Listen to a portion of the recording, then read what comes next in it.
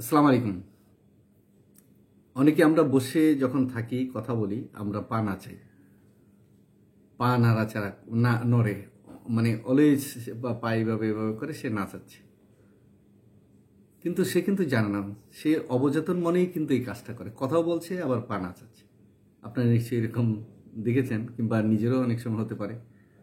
তো এটা কিন্তু কোনো স্মার্টনেসের মধ্যে পড়ে না, আর এইটা কিন্তু সৌন্দর্যের মধ্যে পড়ে না, এবং যার সামনে কথা বলা হচ্ছে সেও একটা বিরক্ত বোধ করছে, কিংবা একটা সিরিয়াস কথা হচ্ছে সে বারবার ওই পায়ের দিকেই হয়তো নজরটা যাচ্ছে, তখন খেয়ে হারিয়ে ফেলছে, কিংবা অনেকে এটা অসহ্য মনে করে।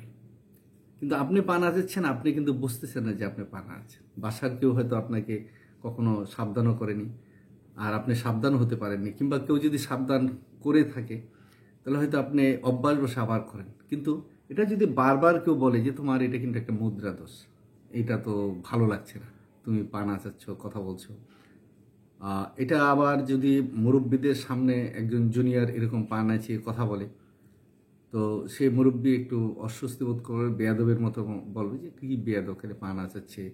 মানে এটা আসলে কোনোভাবে সৌন্দর্যের মধ্যে পড়ে না, কোনো ম্যানার ইটিকেসি ইত্যাদির মধ্যে পড়ে না, আদব কায়দার মধ্যে পড়ে না, বিনয়ের মধ্যে পড়ে না। কিন্তু আমরা কিন্তু আসলে সহসা এটা করে থাকি। এটা আমাদের কি, এটা প্রকৃতিগতভাবে আমি অর্জন করেছি, কেউ আমাকে সাবধান করেনি বিধেই কিন্তু আমি এইভাবে পা নাচাচ্ছি।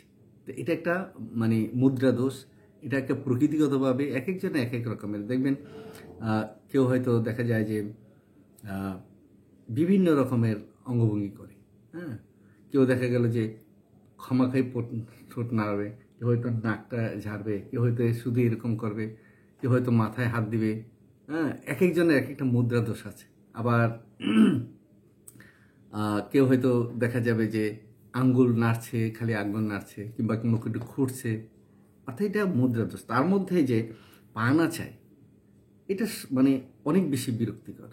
যে আমার সামনে যদি কেউ পা নাচিয়ে কথা বলে, বিশেষ করে আমার জুনিয়র, আমার কাছে একটা অস্বস্তি লাগে, মনে হয় বেয়াদব বেয়াদব, আদব কায়দা শিখেনি ইত্যাদি। কিন্তু আসলে এটা তা না, এটা তার একটা মুদ্রা দোষ। এটা সে অর্জন করেছে নিজের থেকেই, নিজের অজান্তেই সে এই কাজটি করেছে। এখন এটাকে দূর করবেন কিভাবে? এটা তো আমাদের হোমিওপ্যাথিতে বেশ অনেক ওষুধ আছে। আপনি ডাক্তার কাছে এক একজন এক এক রকম আপনার স্বভাব, আপনার প্রকৃতি, আপনার গঠন, আপনার রুচি সব কিছু মিলিয়ে যখন প্রশ্ন করবে তখন একটা ওষুধই করে। তারপরে আমি কমন একটা ওষুধের কথা বলছি, সেই ওষুধটা আপনার খেয়ে দেখবেন যে আশা করি যে চলে যাবে। সেটা হলো জিঙ্কামেট। জিঙ্গামেট।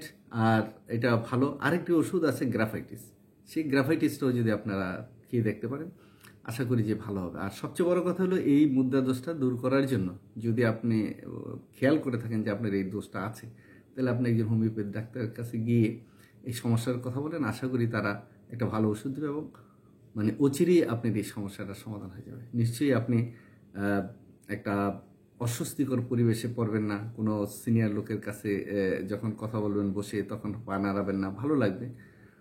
আর যদি আপনি পা নড়ে তাহলে অন্যরা অবশ্যই মানে একটু বিরক্ত হতে পারে, কিন্তু আপনাকে হয়তো বলবে না, শরমে লজ্জা হয়তো বলবেন। কিংবা আপনি চাকরিতে গেলেন, চাকরি একটা ইন্টারভিউ দিলেন, সেখানে পা নাড়াচ্ছেন, যারা নিয়ে আপনার ইন্টারভিউ নিচ্ছে তারা দেখে বলবে যে কি মানে কোনো মানে ম্যানারিটি কিছু নেই, বসার স্টাইল নাই, একটা আনস্মার্ট ছেলে পা নাচাচ্ছে, কথা বলছে।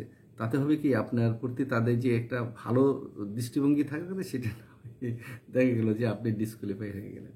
ধন্যবাদ, ভালো থাকবেন।